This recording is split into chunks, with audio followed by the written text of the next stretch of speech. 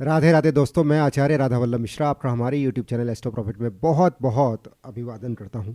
हमारे जितने भी व्यूअर्स हैं, जो मित्र हैं, उन सबको वर्ष 2024 की अत्यंत शुभकामनाएं।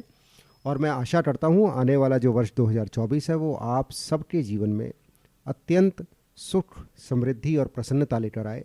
इस वीडियो में हम हमारे जो व्यूअर्स हैं उनका वर्ष 2024 का पूरा राशिफल जानने वाले हैं और उससे संबंधित जो उपाय हैं उसे भी इस वीडियो के माध्यम से हम समझेंगे।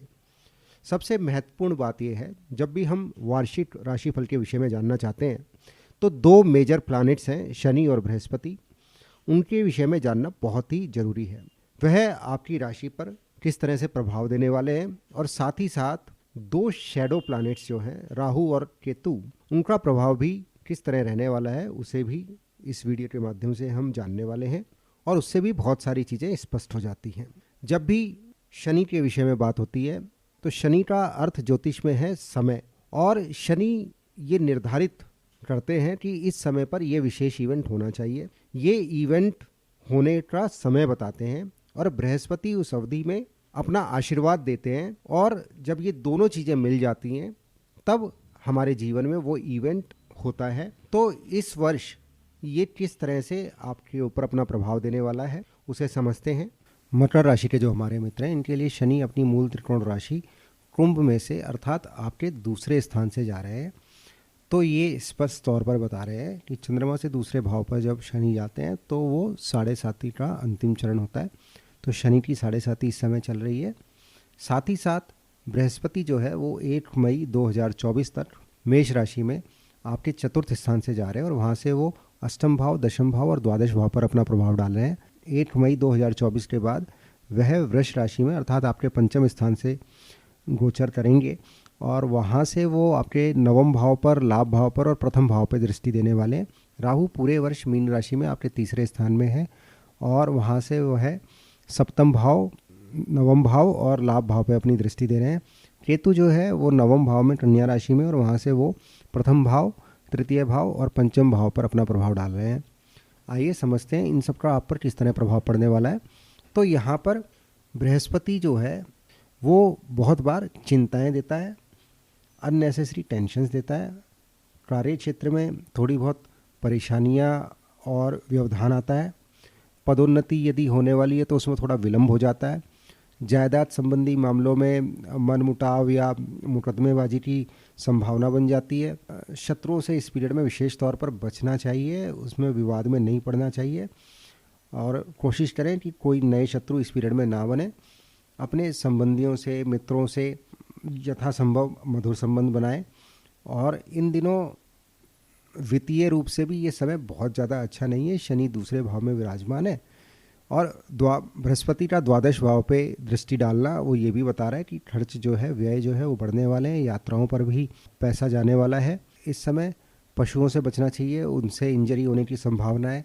वाहन ध्यान से चलाएं, वहाँ पर भी इंजरी होने की संभावना है। साथ ही साथ शनि की 7.5 की वजह से जो भी आप जिस भी परियोजना पे कार्य में लगे हुए हैं वहाँ पर शायद मनोवांछित परिणाम ना प्राप्त हो। और यदि जॉब में है तो वहाँ पर तो मैंने बता ही दिया, परेशानी है, शायद पदोन्नति ना हो पाए। साथ ही साथ व्यवसाय में भी बहुत ही सावधानी से चलना चाहिए। बहुत जल्दी बहुत ज़्यादा प्रॉफिट की ना सोचें, अपना स्टेप बाय स्टेप आपको चलना चाहिए। और यदि आप विदेश जाने की तैयारी में तो वहाँ पर वो बात शायद बन जाए, उसकी संभावना है। यहाँ पर राहु जो तीसरे भाव में, ये जो है बहुत ज़्यादा आप में ऊर्जा देता है जिससे आप डिसीजन जल्दी ले लेते हो या बहुत तेज़ी से बिना जिस आपके डिसीजन से जो है सामने वाला जो है अचंभा में पड़ जाए, ऐसी स्थिति बना देता है राहु। और बहुत बार यहाँ पर राहु जो है शत्रुओं से धन लाभ भी दे देता है। तो वो तो अच्छा है कि राहु की स्थिति यहाँ पर अच्छी है, परंतु मुझे ऐसा प्रतीत होता है आने वाले समय में जब 1 मई 2024 को जब बृहस्पति जो है पंचम स्थान में आ जाएंगे तब जो है आपको शुभ परिणाम मिलने आरंभ होंगे और उसके बाद जो है आपकी जितनी भी योजनाएं, जितनी परियोजनाएं चल रही हैं उसमें सफलता भी मिलनी संभव है। और साथ ही साथ जो है जॉब में वहाँ पर भी पदोन्नति अथवा आय में वृद्धि होनी संभव है। और जो भी आपकी जितनी भी मेहनत है उसके अनुरूप आपको फल भी उस पीरियड में मिलने वाला है। जो विद्यार्थी हैं उनके लिए पीरियड बहुत ही अच्छा रहने वाला है। उन्हें मनो अनुरूप ही परिणाम प्राप्त होने वाले हैं और वित्तीय दृष्टि से भी चीज़ें जो हैं वो इम्प्रूवमेंट होती हुई नज़र आ रही हैं। संभव है आप कोई ऑर्नामेंट, ज्वेलरी, आभूषण आदि भी लें, नई नई चीज़ें, नए गैजेट्स भी आप उस समय में शायद अपने लिए लें, ऐसी भी संभावना है। और ये बहुत बार जो है वो लव अफेयर्स की शुरुआत का भी समय होता है। और यहाँ पर यदि आप अविवाहित हैं तो संभव है आप किसी नए साथी से मिलें और बाद में इन फ्यूचर आप विवाह के विषय में सोच सकते हैं।